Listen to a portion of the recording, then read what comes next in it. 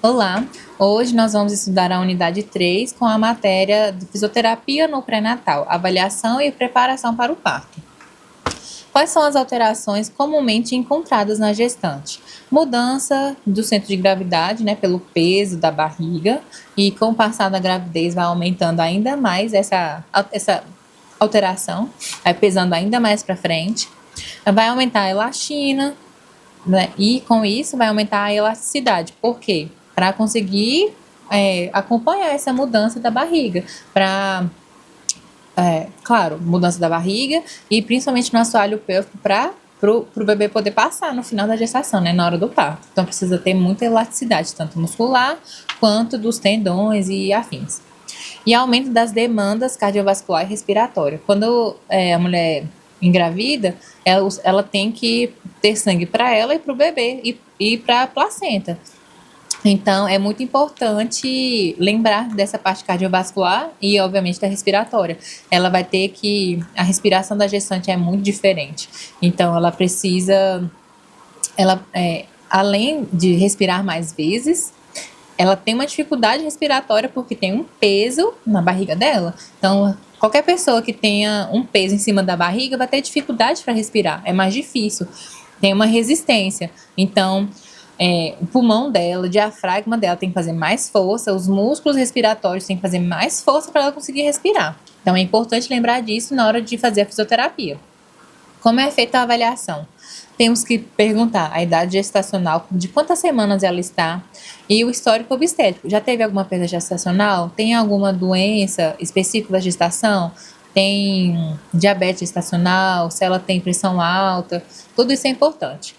E quais são as queixas e limitações funcionais? Então, olha, depois que eu engravidei, eu estou sentindo muita tontura, estou sentindo muita dor nas costas, na lombar, estou sentindo uma dor pélvica, sentindo um peso muito grande no meu quadril, na minha pelve. Tudo isso é importante a gente investigar.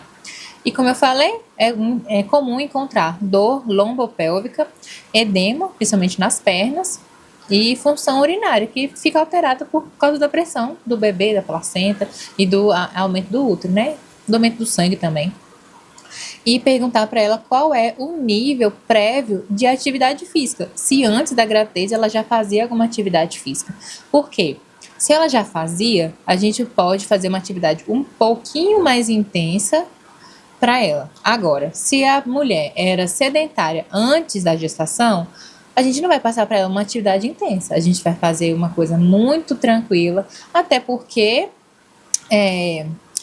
tem que lembrar que não é porque ela está grávida que ela vai fazer uma atividade, vamos fazer só natação, só uma hidroginástica. Não, a gestante pode fazer uma atividade física, pode pegar peso, só que, além do nível prévio de atividade física dela, a gente tem que lembrar que ela tem que fazer força, ela vai fazer força no dia a dia dela, ela tem que aguentar a barriga, ela tem que aguentar o peso a mais dela mesma, porque é importante também lembrar que a atividade física na gestação, ela é importante para não ganhar muito peso, diminuir esse edema dos membros inferiores.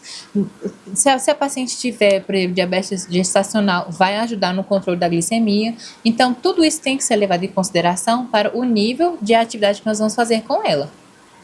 E como deve ser feita essa atividade física com a gestante? Nós temos que preconizar sempre a individualidade. Não é porque ela está grávida que temos duas gestantes. As duas vão fazer a mesma coisa? Não. Vamos ver a individualização de cada uma. O que cada uma tem de mais fraco, o que a gente tem que melhorar. Agora, não é tudo igual? Aí pode fazer juntas, Tanto que tem muitos grupos de gestantes para fazer atividade física, mas obviamente os resultados são diferentes. E a progressão deve ser conforme a tolerância e se não houver contraindicação. Então, a paciente está fazendo o exercício com você. E ela começou a falar, olha, está difícil para respirar, estou ficando muito cansada, estou ficando tonta. Então, vamos diminuir essa atividade física, vamos mais devagar, dê mais tempo para ela respirar, para ela descansar. Então, o feedback da paciente, principalmente nesse caso da gestação, é muito importante, porque cada mulher responde de uma forma. E sempre monitorar os sinais de intolerância à atividade, que são fadiga, falta de ar, tontura, os batimentos muito acelerados e câimbras. Qualquer um desses, se a paciente falar para você, para um pouco, deixa ela descansar e se ela se sentir bem para voltar, volta, senão para e volta na próxima. E na próxima você já diminui a intensidade da atividade física para que ela não sinta isso de novo. E quais são os sinais de alerta?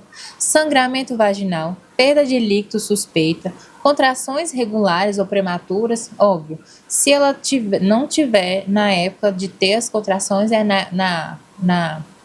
a partir das 37 semanas. Se ela tiver 37 semanas ou menos, essas contrações, se ela tiver contrações regulares, já é sinal de alerta. Então, se a partir das 37 até as 40, 42 semanas ela tiver contração, aí já não é sinal de alerta. Já é esperado que ela comece a entrar em trabalho de parto.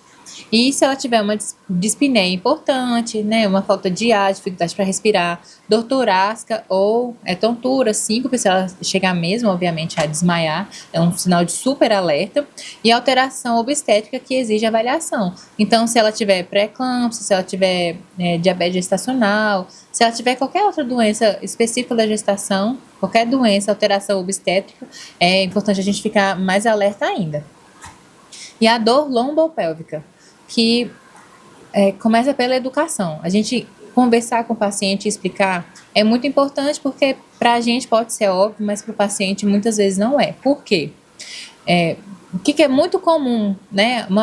A posição gestacional que a gente fala, a pose da grávida. Ela joga a barriga para frente, a lombar para frente, quadril para trás e coloca a mão aqui nas cadeiras, né? Que é onde elas sempre falam, que é a mão aqui na lombar. Essa posição não é anatômica. Ela faz isso para ajudar a aguentar o peso da barriga, para ficar mais confortável. Mas isso piora a dor lombopélvica dela, porque ela vai contrair e relaxar os músculos errados. Então, ela vai relaxar demais a musculatura que segura o abdômen dela, ajuda na postura. E aí vai relaxar, vai ficar menos peso para ela carregar, porque ela vai relaxar para frente, mas ela vai sentir dor na lombar, principalmente, e na pelve também, porque ela vai ficar toda torta. Então, é importante a gente conversar isso com ela. E vai ensinar os ajustes de atividade, que são a forma de abaixar.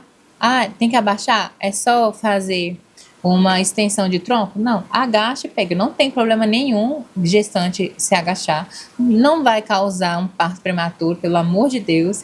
Pode abaixar, tem que agachar corretamente, ensina ela a agachar, ensina ela a pegar uma coisa alta, ensina, você tem que ensinar a sua paciente, porque como eu falei para o fisioterapeuta é uma coisa óbvia, a gente aprende isso, só que para o paciente não é.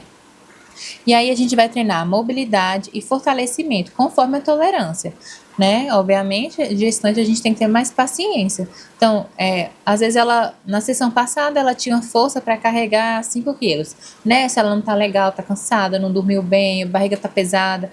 Eu quero carregar 3. Beleza, eu quero fazer um peso só com esse 3 aqui. Então é isso, é conforme a tolerância a cada sessão dessa paciente. Isso quer dizer que ela regrediu? Não. Mas quer dizer que o seu treinamento é específico para essa paciente, isso sim. Treinar a mobilidade é muito importante, vai diminuir muito na dor lombopélvica dela. E o controle motor e estratégias funcionais. Então, ensinar para elas que, por exemplo, ela pode fazer uma atividade enquanto faz outra, né? Um controle motor simples, isso aí você vai fazer na sua avaliação. É muito importante. A paciente que, para não ficar muito tempo parada, evitar um repouso prolongado como uma solução padrão, porque é muito comum que, principalmente médicos mais antigos, que digam que tem dor lombar, então repouso. Não é isso. Você vai ensinar para ela a contrair e relaxar da forma correta, as posições e a forma de fazer as atividades da vida diária dela, tá? E como é que fica o assoalho pélvico na gestação? Pelo aumento de pressão do peso no assoalho pélvico, às vezes muda a percepção da mulher. Então, é mais difícil fazer a contração e o relaxamento. É importante que, por exemplo, ela já era minha paciente antes da gestação.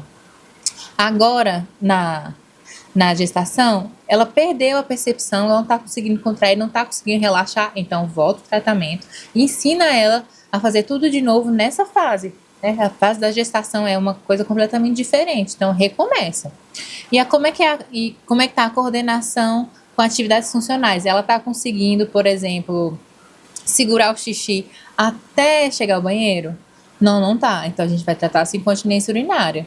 É de esforço ou é de urgência? Como é que tá? Como é que é? Como é que ela relata essa perda urinária? Ela consegue fazer uma atividade física sem perder xixi? Ela consegue. Como é que tá a atividade sexual dela? Ela tá muito tensa? Como que tá? Tudo isso é feito na avaliação. E a prevenção e tratamento de disfunções quando for indicado.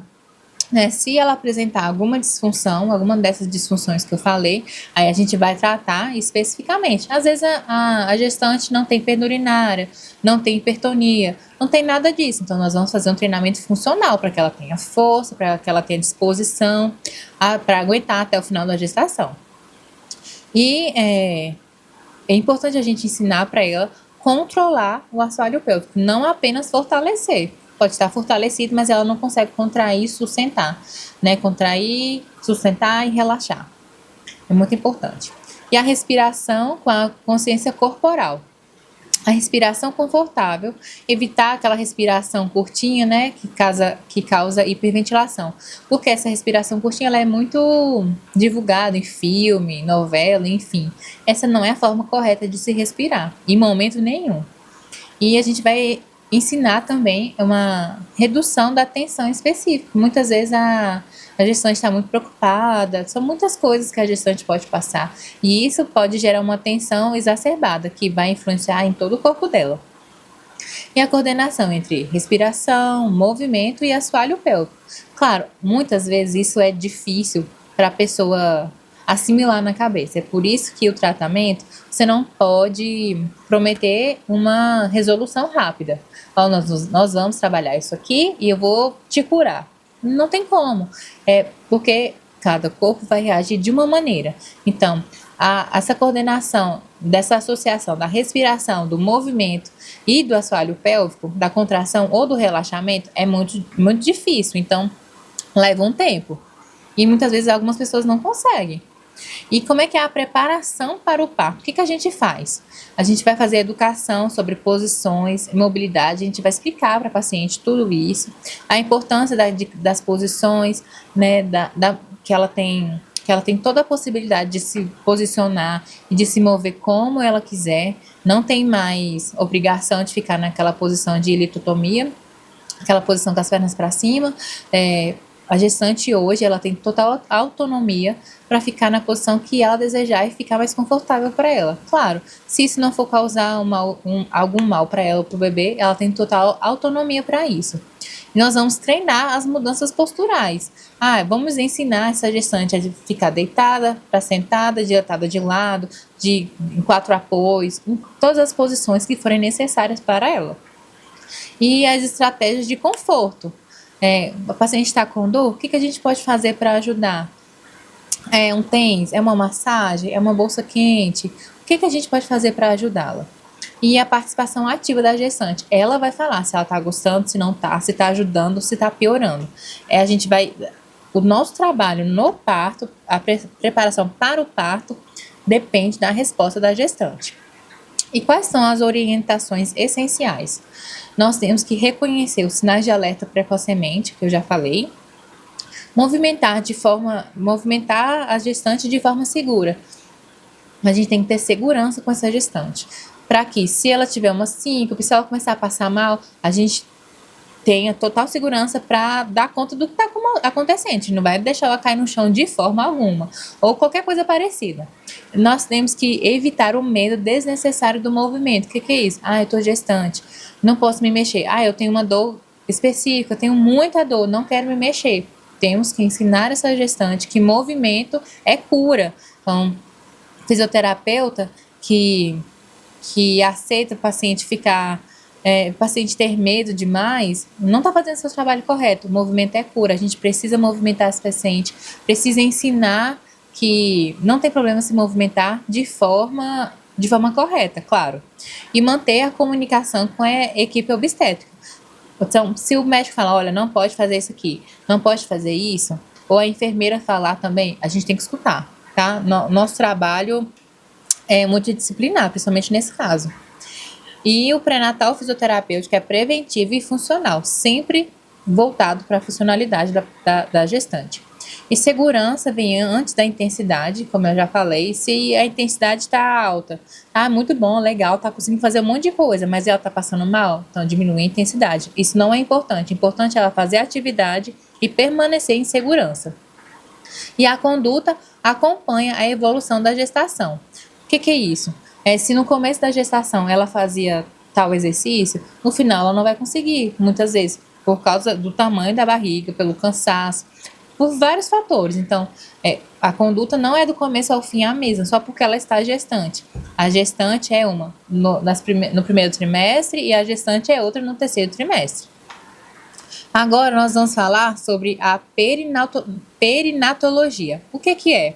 É uma especialidade médica que cuida da saúde da mãe, do feto e do recém-nascido no período ao redor do nascimento.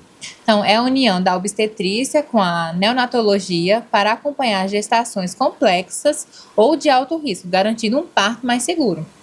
O que faz a perinatologia? Ela faz um acompanhamento pré-natal, ela cuida de grávidas com pressão alta, diabetes ou infecções importantes, examina o bebê ainda no útero para detectar doenças, malformações ou problemas genéticos, faz assistência ao parto, prepara a equipe médica para agir em nascimentos difíceis ou prematuros e dá suporte imediato ao recém-nascido assim que ele nasce.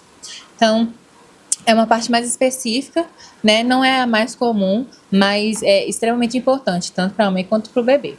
Então é isso, pessoal. Obrigada.